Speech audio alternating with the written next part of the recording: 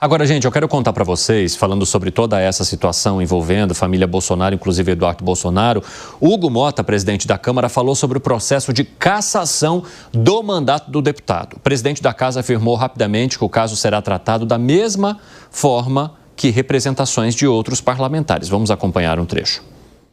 Eu tenho repetido que tanto o deputado Eduardo Bolsonaro como qualquer outro parlamentar receberá desta presidência o tratamento regimental. Esse é o comportamento que o presidente tem que ter em todo e qualquer caso. E tudo indica para você, Fábio Piperno, que haverá, de fato, a cassação, porque Eduardo Bolsonaro não pretende voltar para o Brasil e o presidente da Câmara já mencionou que não há a possibilidade de um mandato à distância. Então, aí tem que cumprir o que diz o regimento. Estabelece lá um determinado número de faltas, estabelece a impossibilidade de cumprimento de mandato à distância, ou seja, até onde eu sei, o deputado Bolsonaro ele não preenche mais nenhum requisito para continuar sendo deputado federal, né?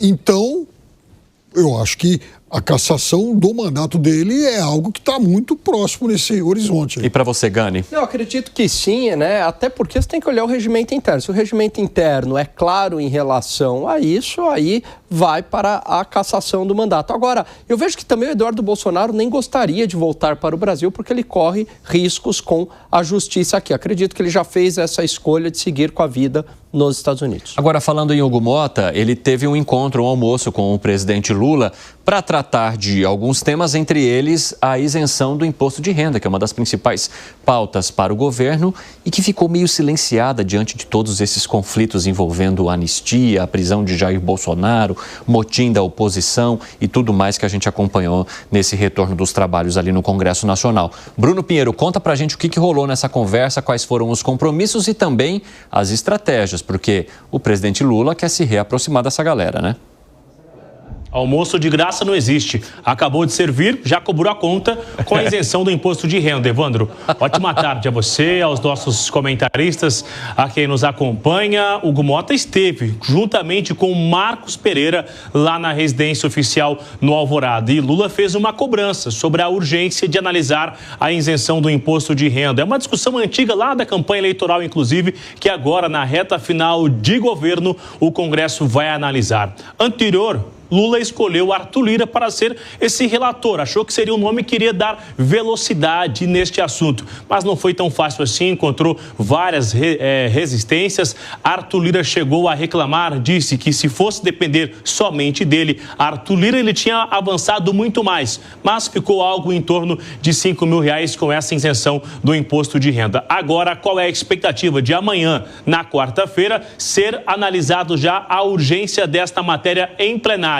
E aí, nos próximos dias, no máximo, na semana que vem, analisar totalmente esta redação, esta matéria lá na Câmara dos Deputados. A ideia do governo é conseguir aplicar já no ano que vem essa isenção no valor de até R$5 mil. E aí tem toda essa discussão, inclusive sobre a fonte de compensação, de onde vem esse dinheiro, porque o cobertor está muito curto. Se alguém será isento, alguém vai arcar com essa responsabilidade. Então, nessa discussão, também serviu nesse almoço isso. Além disso, Marcos Pereira também foi sondado sobre o apoio da legenda do Republicanos numa eventual reeleição no ano que vem. Na última semana, Lula recebeu Gilberto Kassab, mas na sobremesa foi uma torta de climão quando ele avisou que Ratinho Júnior seria o candidato no ano que vem. Evandro. Obrigado pelas informações, Bruno Pinheiro, um abraço para você. José Maria Trindade, você acha que há também da parte de Hugo Mota a vontade de trazer certa normalidade para as discussões na Câmara, voltar a discutir os projetos que começaram lá atrás e que ficaram engavetados ou parados por causa da divisão de opiniões em relação ao factual, a todo esse movimento envolvendo o Supremo Tribunal Federal, Jair Bolsonaro e as necessidades e campanhas da oposição? Pois é uma tendência e uma força dele. Só para falar aqui pro Bruno que existe almoço de graça, assim, eu descobri isso recentemente, na Papuda, mas ninguém quer ir almoçar lá na Papuda.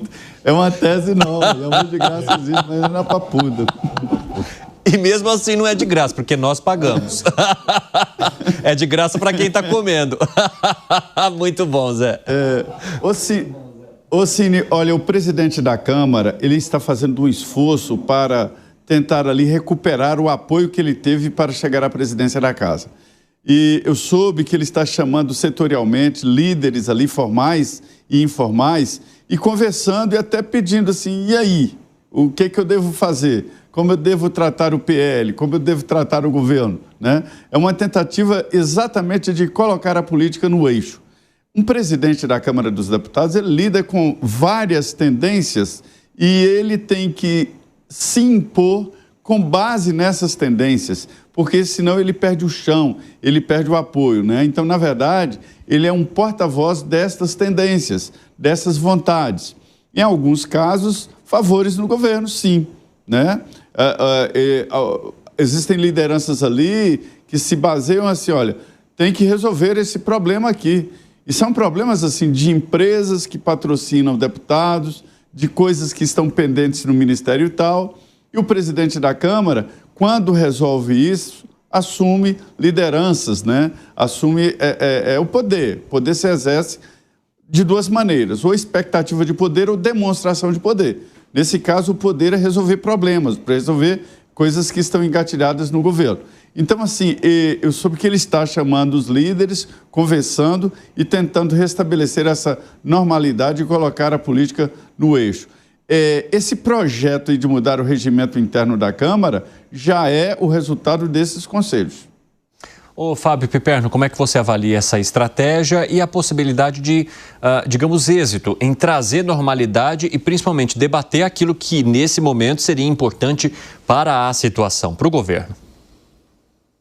Olha, eu acho o seguinte, de fato o presidente Hugo Motta, ele tentou se tornar um exímio equilibrista no começo desse mandato, fazendo acenos para todo mundo, só que isso é impossível, né? Não dá para tentar compor com todos os lados o tempo todo. Então, em algum momento, em relação a temas mais sensíveis, ele teria que adotar posicionamentos que fatalmente quebrariam ou romperiam esse quase consenso. Então, agora, ele também está testando isso. Só que eu acho, Evandro, que em qualquer momento, a todo momento, ele sabia que em algum momento que ele ia ter situações em que precisaria se posicionar melhor. A questão é que, naquele dia do motim, ali ele passou uma impressão de um presidente hesitante. Alguém que demorou para tomar posição, porque lá era um posicionamento da instituição. Foi isso que ele ficou devendo e essa é a fragilidade que agora todo mundo percebe. Então agora também fica aquele negócio de que passa a sensação de que quem ruge mais alto leva. Então ele vai ter que agora, de alguma forma, recuperar a autoridade do cargo que ele deixou muito vacilante naquele momento. Fala, Gani. Olha, falta uma grande marca para ele, assim como Arthur Lira tinha no passado. Então, Arthur Lira ficou conhecido por ser um grande defensor das emendas parlamentares e conseguir essas emendas parlamentares para os deputados.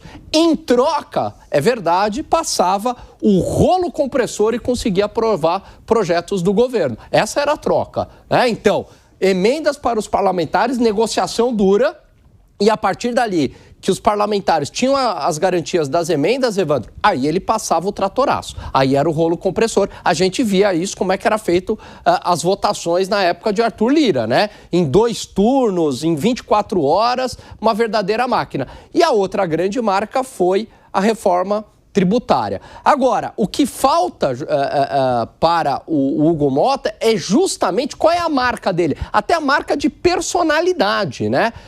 O Eduardo Cunha também tinha lá a sua marca, né? Conhecia muito bem o regimento interno, usava isso ao seu favor, conseguiu seu pai do orçamento impositivo e não mais autorizativo, que deu início às emendas parlamentares, né, nesse volume que a gente conhece hoje. Então, o Hugo Motta precisa ainda deixar a sua marca na casa. Fala, Bruno Musa.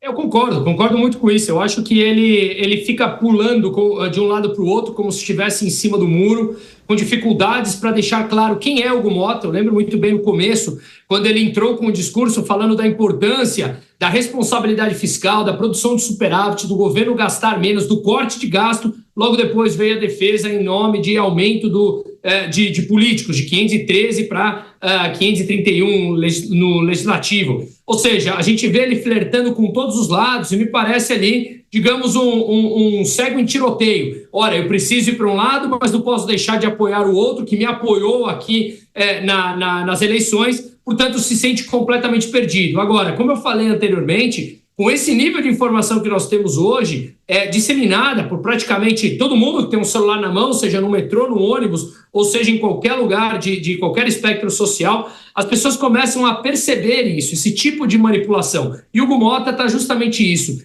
Quem é o Hugo Motta? Imaginemos que ele saísse hoje da presidência da casa. Qual legado ele deixou? Quem é o Hugo Motta? O que ele defende? Basicamente, a gente não consegue saber, ou eu tenho grandes dúvidas, mas isso, na verdade, engloba grande parte dos políticos brasileiros. O que eles pensam, o que eles defendem, depende do interesse do momento.